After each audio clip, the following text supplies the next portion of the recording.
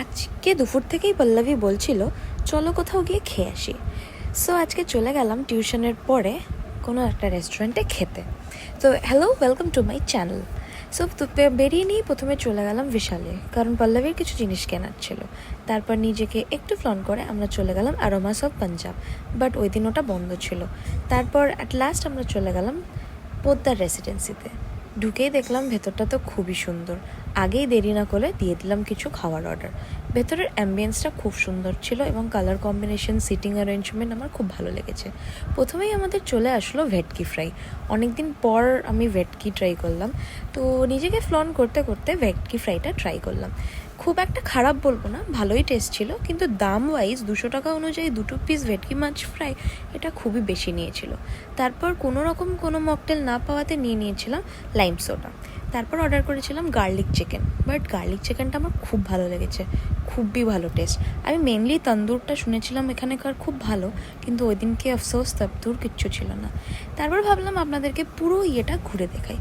খুব সুন্দর ছিল, ডেকোরেশন আমার খুব ভালো লেগেছে, লাইটিং, সিটিং অ্যারেঞ্জমেন্ট। তোমরা যদি অনেক ফ্যামিলির সাথে আসো, কাপল ওয়াইজ আসো, যেভাবেই আসো না কেন, আর এই লাইটটা তোমার খুবই ভালো লেগেছে।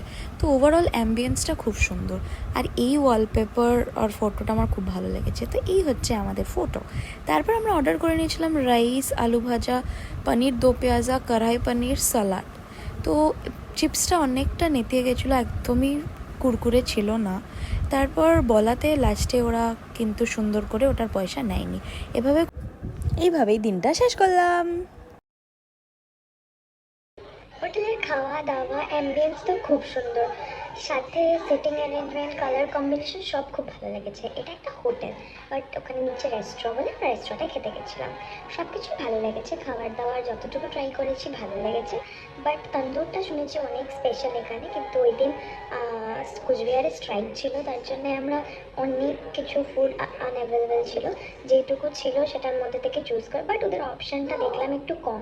তন্দুরিতে খুব ভালো অপশান ছিল, বাট তন্দুরটা ওই দিন বন্ধ হওয়াতে আমরা সেরকম কিছু খেতে পারিনি। যতটুকু খেয়েছি ভালো লেগেছে। বাট ওই ওয়াচম্যানকে লাস্টে দেখলাম উইদাউট ফ্যান অত গরমের মধ্যে, ওই জিনিসটা একটু খারাপ লাগলো।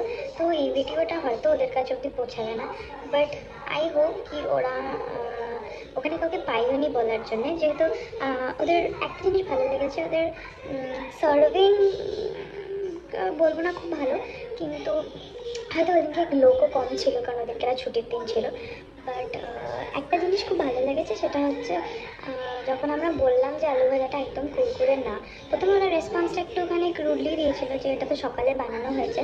বাট তখন আমার পক্ষে রেসপন্স পাওয়াতে ওরা পরে ওটার দামটা নেয়নি। তো কাইন্ড অফ ভালোই লেগেছে ব্যাপারটা, যে অ্যাটলিস্ট দে লাইক গুরুত্ব দিয়েছে কাস্টমারের কথা। বাট আদারওয়াইজ জায়গাটা খুব ভালো লেগেছে। তো